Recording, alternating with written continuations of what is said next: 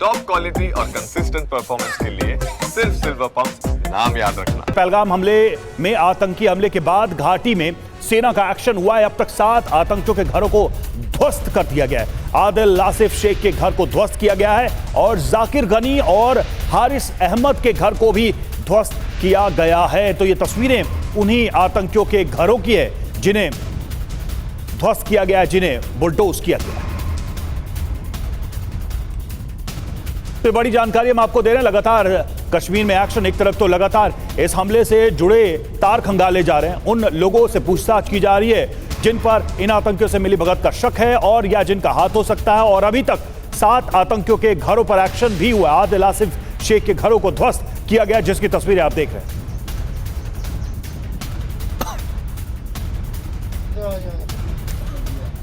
तो आप देखिए घाटी में सेना का बड़ा एक्शन। आतंकिस्तान में कैसे टेंशन है। अभी तक 7 आतंकवादियों के घर कल से लेकर आज तक ध्वस्त कर दिए गए हैं। कहां पर कार्रवाई हुई आप देखिए और किस आतंकी के घर पर।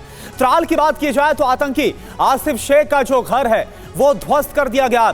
लश्कर-ए-तैयबा का ये एक्टिव आतंकवादी है। इसके अलावा अगर पुलवामा की बात करें तो यहां पर कुलगाम में ये सक्रिय रहा है। अगर इसके बारे में बात करें जो आतंकी आसिफ शेख का घर ध्वस्त किया गया, तो आपको बता दें आतंकी आसिफ शेख जिसका घर ध्वस्त किया गया है, आखिर किन आतंकी घटनाओं में यह शामिल रहा है। इसके बाद आगे बात करते हैं बिजबेहड़ा में। बिजबेहड़ा में सेना की तरफ से जो कार्रवाई की गई, नाम क्या है आदिल ठोकर का, जो कि 2018 में पाकिस्तान गया था। लश्कर-ए-तैयबा से इसने बाकायदा ट्रेनिंग ली, घुसपैठ करके कश्मीर वापस लौटा। आदिल के 2 भाई इस वक्त हिरासत में है। तो बिजबेहड़ा में जो सेना की कार्रवाई हुई यह हमने आपको बताया। इसके बाद अगला नाम आता है एहसान अल हक का, जो कि मुर्रान में इसका घर है और इसको ध्वस्त किया गया। जैश ए मोहम्मद का यह एक्टिव आतंकवादी है। 2018 में पाकिस्तान में जाकर इसने बाकायदा आतंकवादी ट्रेनिंग ली थी। और अगला नाम आप देखें काजीपोरा में हारिस अहमद का, जिसका घर उड़ा दिया गया। लश्कर-ए-तैयबा का यह भी एक्टिव आतंकवादी है। 2021 से घाटी में एक्टिव है। कई आतंकी गतिविधियों में यह शामिल रहा है। और इसके बाद नाम आता है जाकिर अहमद गनी का, जो कि कुलगाम में उसका घर है और उस पर कार्रवाई हुई। 2023 से घाटी में यह सक्रिय रहा है और पहलगाम आतंकी हमले में संदिग्ध है। ऐसे में इसके घर पर भी कार्रवाई हुई है।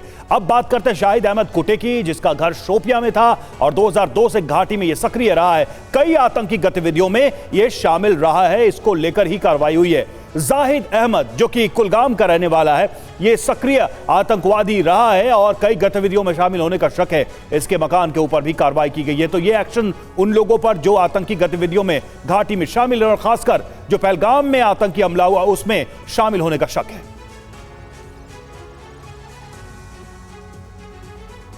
और देखिए हमारे साथ तमाम इस वक्त हमारे मेहमान स्टूडियो में जुड़े हुए हैं।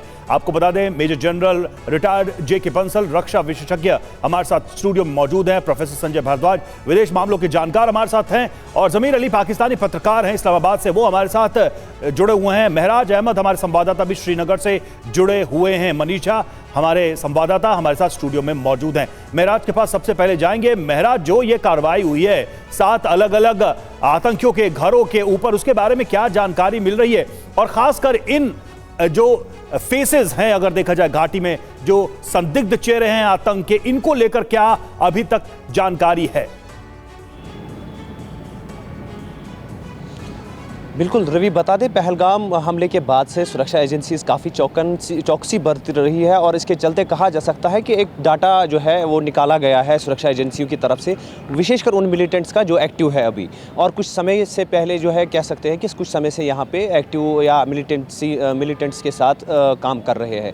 तो इनमें से जिनका भी नाम सामने आया है तो विशेषकर ये साफ खंगाला जा रहा है कि इसमें विशेषकर दक्षिणी कश्मीर से कौन कौन है। और अगर हम देखें जो 7 कमांडर्स के ढाए गए हैं वो कहीं ना कहीं दक्षिणी कश्मीर के संभाग में ही है। और ये अभी तक जो है सुरक्षा एजेंसियों द्वारा पता चला है कि कुछ लोगों का इनमें से, या कह सकते हैं कुछ मिलिटेंट्स का इनमें से जो है पहलगाम घटना से कुछ न कुछ संबंध है, जिसके चलते ये कार्रवाई की जा रही है। तो निस्संदेह जो जैसा कि हमने कल भी रिपोर्ट किया था, जो अभी सुरक्षा एजेंसीज है और विशेषकर सरकार जो है वो ट्रिपल एक्शन पर जो है अभी काम कर रही है, कश्मीर के अंदर भी, सरहदों पर भी और कूटनीतिक स्तर पर भी। जी, तो बिल्कुल हर स्तर पर जो काम है वो किया जा रहा है कूटनीतिक स्तर पर, और इसके अलावा जो सेना है वो भी पूरी तरह से एक्टिव होकर काम कर